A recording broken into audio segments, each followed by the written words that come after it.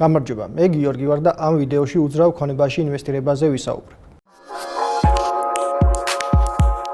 უძრავ ქონებაში ინვესტირება გულისხმობს ბინის, სახლის, კომერციული ფართის ან და მიწის ნაკვეთის შეძენას, სამომავლო სარგებლის მიღების მიზნით. სარგებლის მიღება შესაძლებელია ორი ფორმით: უძრავი ქონების გაქირავებით, იჯარის გაცემით ან და მისი შემდგომში შედარებით მაღალ ფასად გაყიდვით.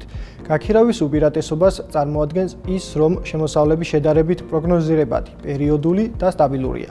ამასთან, როგორც გაქირავების, ისე უძრავი ქონების ფასები გრძელვადიან პერიოდში უმეტესად მზარდია და აღემატება ინფლაციას, რაც ბუნებრივად ქმნის ინფლაციის რისკისგან დაზღვევის საშუალებას.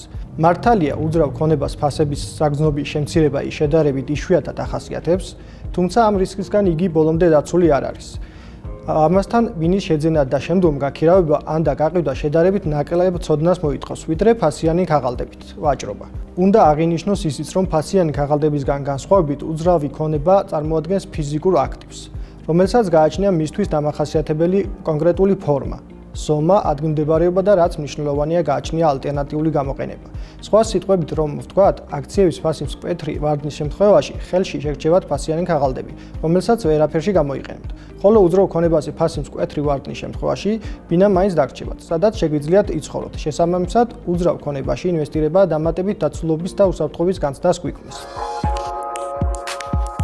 უნდა აღინიშნოს, რომ როგორც ყველა ტიპის ინვესტიციას, უძრავ ქონებას აქვს თავისი შეზღუდვები, რისკები და ნაკლოვანებები. კერძოდ, მაღალი საწყისი კაპიტალი. უძრავი ქონების შეძენა საკმაოდ დიდ კაპიტალს მოითხოვს. მაშინაც კი, როდესაც უძრავ ქონებას იპოთეკური სესხით ყიდულობთ, ძირითადად ღირებულების 10-15% საწყისი კაპიტალი მაინც გჭირდებათ, რაც ხშირ შემთხვევაში დიდ თანხებთან არის დაკავშირებული. იპოთეკური უძრავი ქონების შემთხვევაში მაღალი საპროცენტო ხარჯი. როდესაც უძრავ ქონებას იპოთეკური სესხით ყიდულობთ, უძრავი ქონების ფასთან ერთად გიწევთ საპროცენტო ხარჯის დაფარვაც, რაც უძრავი ქონების ფასს საგრძნობლად აწვირებს. ამასთან, რაც უფრო მაღალია საპროცენტო განაკვეთი და გრძელვადიანია სესხი, მით უფრო იზრდება საპროცენტო ხარჯი. ყველაზე დიდი შეცდომა, რასაც უძრავი ქონების იპოთეკური სესხით შეძენისას უშვებენ, სწორედ ის არის, რომ უძრავი ქონების ფასში არ მოიაზრებენ სესხის მომსახურებისას გადახდილ პროცენტს. მაგალითად, თუ დაუშვებთ, რომ ბინის ფასი არის 200.000 ლარი და აპირებთ 10 წლიანი იპოთეკური სესხით მის შეძენას, ხოლო საპროცენტო განაკვეთი არის ფიქსირებული 12%, ყოველთვიურად მოგიწევთ დაახლოებით 2870 ლარის გადახდა, რაც ჯამურად 354.000 ლარზე მეტია.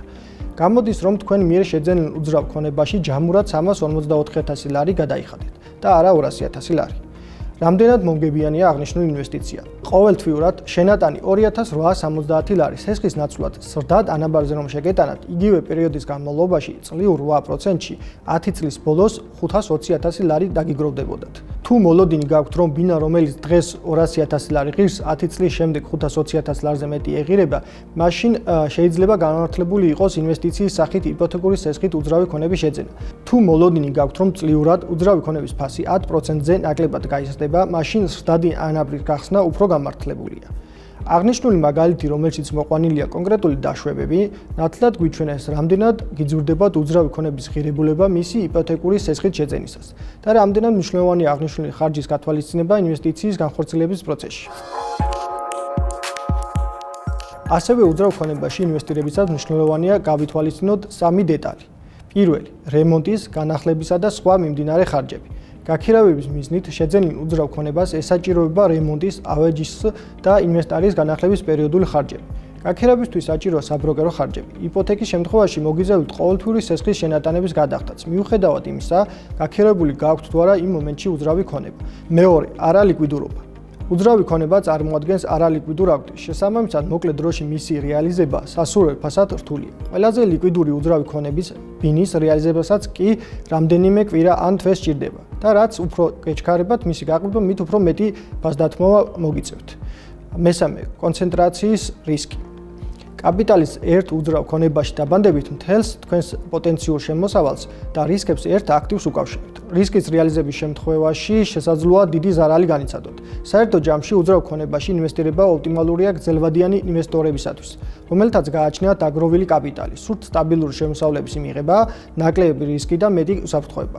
აღნიშნული აქტივის საინვესტიციო პორტფელში დამატებით, ჩვენი კაპიტალი უფრო მეტად დივერსიფიცირებული და ინფლაციის რისკებისგან დაცული ხდება. აღნიშნული უპირატესობების გამო უძრავი ქონება საინვესტიციო პორტფელში შესაძლოა წარმოადგენდეს ერთ-ერთ მნიშვნელოვან კომპონენტს.